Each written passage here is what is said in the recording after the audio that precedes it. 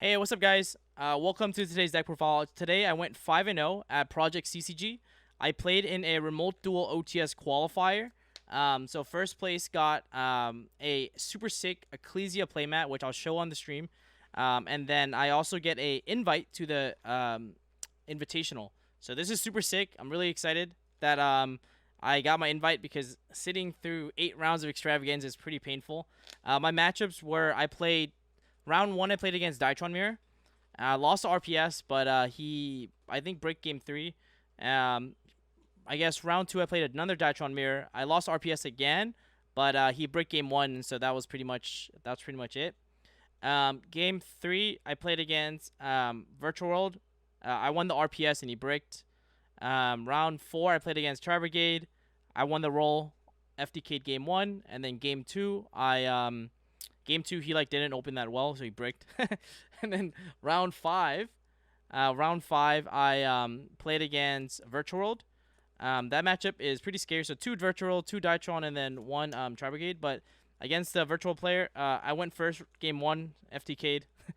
game game two, I played. I basically Zeused him and then made the full board. So, but I'm gonna walk you through what I played. I wanted to play the Dragoon version, but I improvised because I didn't have Dragoon, and I didn't own Anaconda, so I decided to play I improvised and I made a different version of the list. So it's 40 cards. I'll start off with 3 Alpha. Don't need to explain that card. Searches Rituals. 3 Zeta. Searches Ritual Spell. Zeta's really good in this deck because you'll see soon that I play 3 Ritual Spells. But then I play Triple Gamma because I sold my Tactics.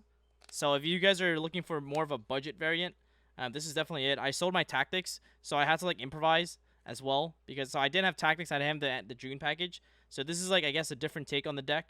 But so I decided to play Triple Gamma because I cut Tactics, so I wanted more names because the names lets you play through more hand traps. And I played Double Delta, so 11 hard names. That also like weirdly enough lets you play through Joel so much better.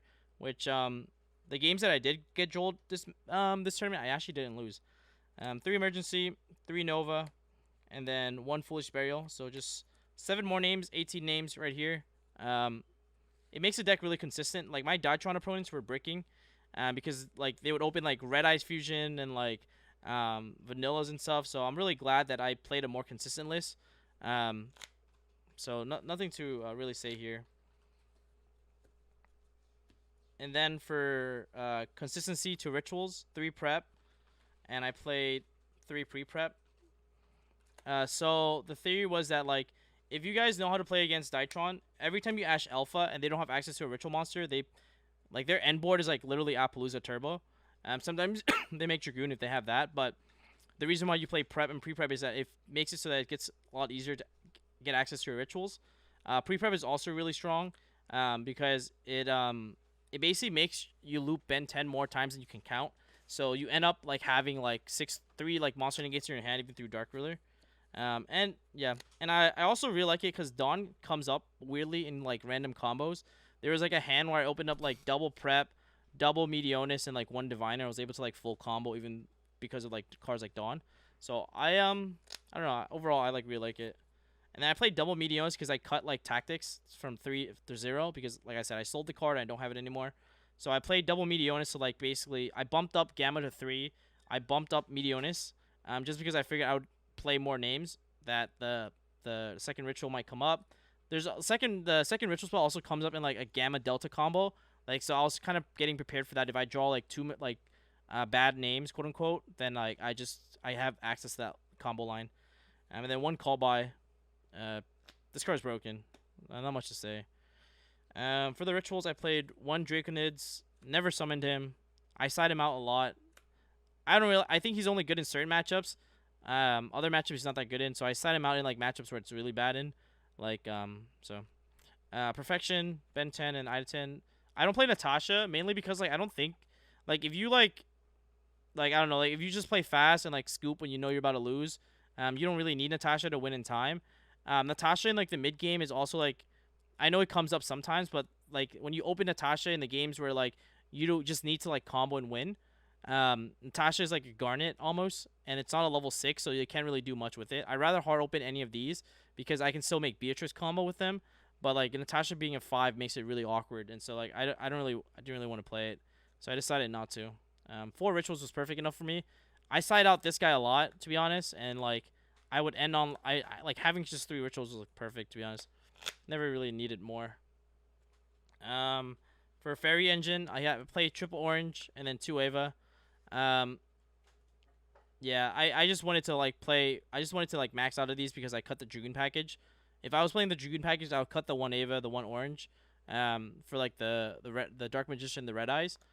But because I'm not playing them, this I like just put them in. I didn't know like what better cards to put in.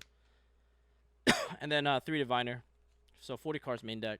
Yeah, not much to explain. Diviner, the card is crazy. For the extra deck, we'll start off with XYZs, double Mu Beta. We need 2. I remember like in the early version of the deck, people were playing 1, but yeah, 2 is so good. 1 Downerd, a Zeus, and a Beatrice.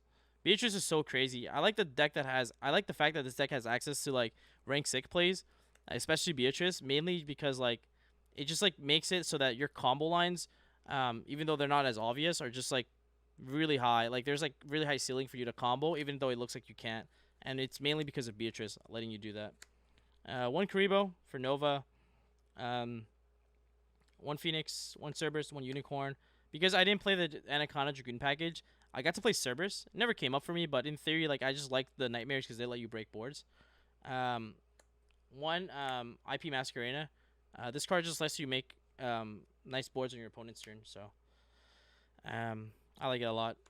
It just makes it so if they were to drop at you, they have to like waste more cards. Appaloosa, I mean, it's like I like this card. It's just like it's a negate. Don't really need to explain it, I guess. Access code helps you kill. Double arc light. Never needed the second one, but I put 1 in anyways, just trying it out. Probably maybe I'll put in a Boral Sword over the second one, and then 1 Intis. So that's pretty much it for the extra deck 15. For the side deck, I sided pretty heavily for the mirror match because I was like really afraid. Like the mirror match is like the only match where like you auto lose.